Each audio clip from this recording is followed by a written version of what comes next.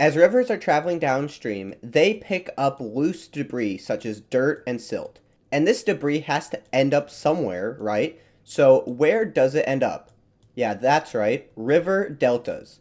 River deltas are places where rivers split into many different parts because the rivers deposit the debris they've been getting from all the way upstream into the ocean or wherever they're feeding into. Now, I've already made a video on some of the largest Arctic river deltas, such as the Lena River Delta up here, and so if you haven't seen that already, please go watch it. But in this video, I will be talking about the other largest river deltas in the world. Starting off, we have probably the most famous river delta in the entire world. This is the Nile River Delta. Now, from point to point, this river delta is pretty massive. It covers a distance of 160 miles, or around 250 kilometers. So the Nile feeds into the Mediterranean Sea, and the river delta begins in Cairo. And this river delta has multiple paths. So the main ancient branches of the Nile River at this delta were the Canopic, Bulbatine, Sebennytic, Photanic, Mendesian, Tonitic, and Pelusiac. However, these ancient branches largely do not exist or have been turned into an almost entirely man-made canal. As we can see if we look throughout this Nile River Delta, is many places where just the river branch streams are completely straight.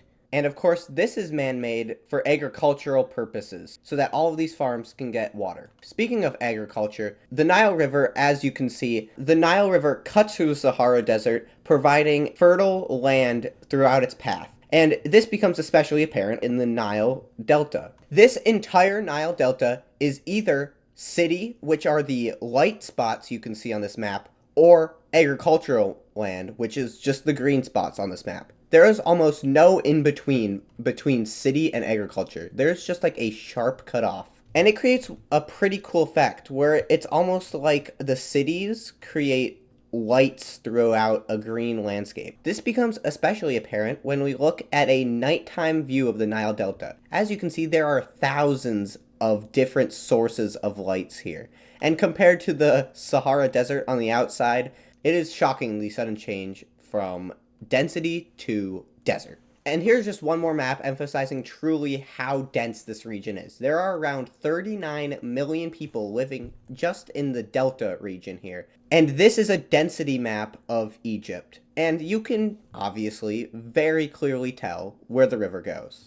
The Nile Delta could probably be talked about for hours, just due to all the cities and all the interesting history of this region. But that is all we are going to be covering in this video. Now let's move on to another famous river delta. This is the Mississippi River Delta in the US, specifically Louisiana. And this river delta has a very different look to the Nile River Delta. This is much more marshy and swampy than the Nile River Delta, to the point where you can almost not tell where land and water begins. I mean, look at this interconnected mess here. And so on the Nile, we talked about the population density and how the landscape has been changed. But what are we going to be discussing about the Mississippi River Delta? Well, I think a really interesting topic about the Mississippi River Delta is the geographic history of just this entire region. So today, the Mississippi River goes down Louisiana, goes through New Orleans, and then cuts this way, where it'll eventually spit out into the Atlantic Ocean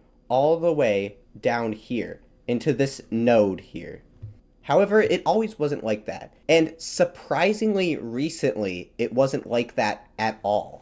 You see, the Mississippi River Delta is comprised of several different lobes that have been created throughout history. And so the one we just talked about, often called the Birdfoot Delta, is actually surprisingly young. You see, this lobe was formed around the 1400s, just the 1400s. This means that around the time when the Europeans found this, it was probably barely formed at all. But there are all of these other lobes. So the oldest one is named the Sale Cypremort lobe, and it was formed around 2650 BC.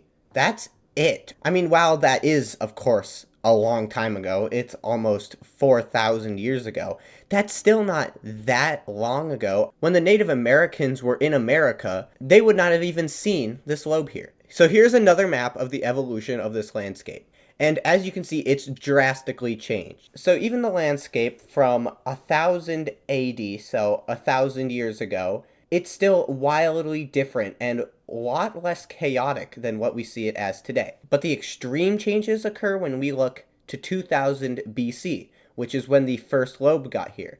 So as you can see, 2000 BC, there was almost nothing here. This is the Mississippi River just starting its early development, and this is Lake Pontchartrain. And so if we look 1,000 years into the future to 1000 BC, as you can see, this is how much it expanded by, which is kind of insane. In 1,000 years, it went from looking like this to looking like this. And it's clear that if you were at this landscape in 1000 BC, it would be a vast river delta. I mean, according to this map, all of these branches were all part of the river delta, which I find insane that it looked like this only 3,000 years ago. Now, I say only with a grain of salt. I mean, that's a long time. But that is all I'm going to be talking about for the Mississippi River Delta.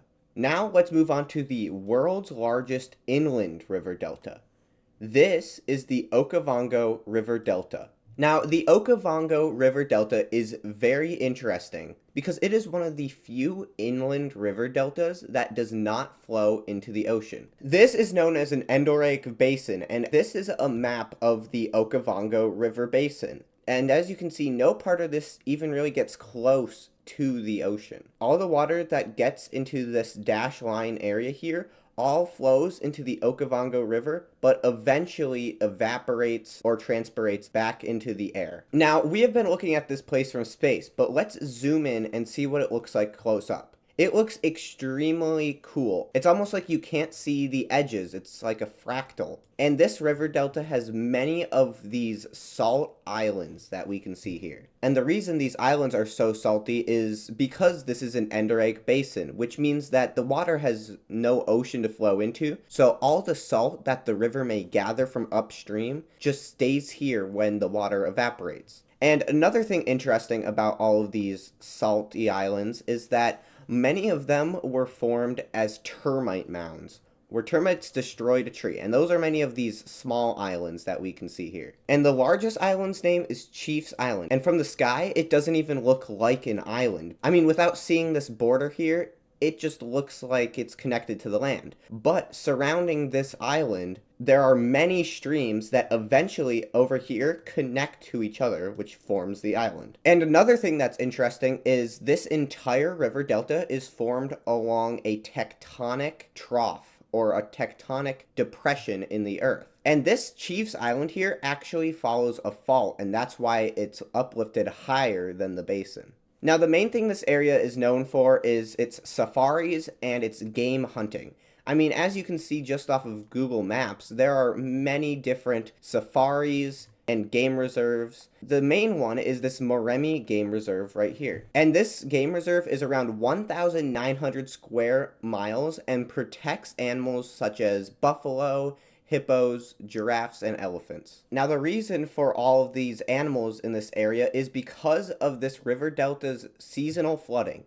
You see, this river delta usually floods between Botswana's dry season of June to August, and this attracts many animals in this area. And because this river delta finds itself in a tectonic trough, it actually used to be a giant lake named Lake Makgadikgadi. The lake would extend all the way from where we see the river delta today all the way down to this region here, which actually used to be from the lake but is now large salt flats. But that is all I'm going to be talking about for the Okavango River Delta.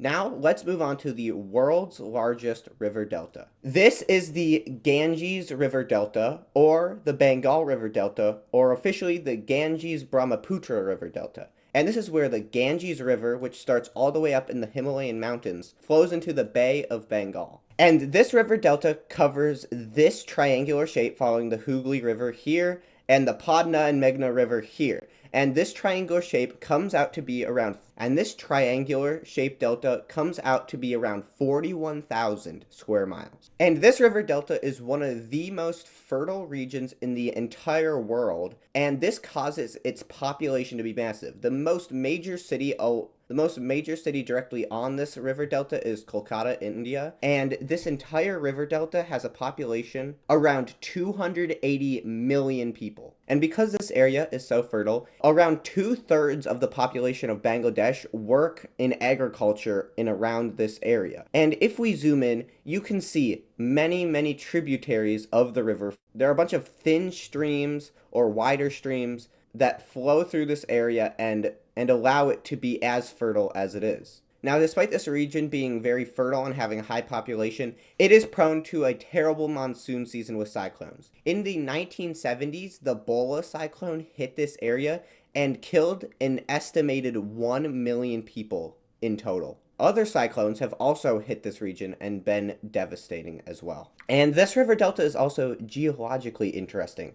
It sits on the edge of 3 different tectonic plates: the Indian plate, the Burma plate, and the Eurasian plate. And this is what has created the low-lying terrain that we see here, and also the mountains surrounding it, where most of this river delta gets its sediment from. So there's one last thing I'm going to be discussing about this river delta, and you've probably noticed it on the map for a long time. This giant green area in the south here. This is the Sundarban mangrove forest. And this 3,900 square mile mangrove forest is the largest mangrove forest in the world. And if you look at it on a map, these branches are even crazier than the branches we've seen elsewhere in this delta. Every single stream looks like it's interconnected to every other stream. You could bring a boat here and explore the paths for a year and probably still not even get all of them. And nearly all of this area is protected. In India, there's the Sundarban National Park, and in Bangladesh, there's the South, East, and West UNESCO heritage sites. And this entire area comprises 2 ecoregions. An ecoregion is essentially an area that contains unique ecological classifications. And the 2 ecoregions here are the Sundarban freshwater swamp forests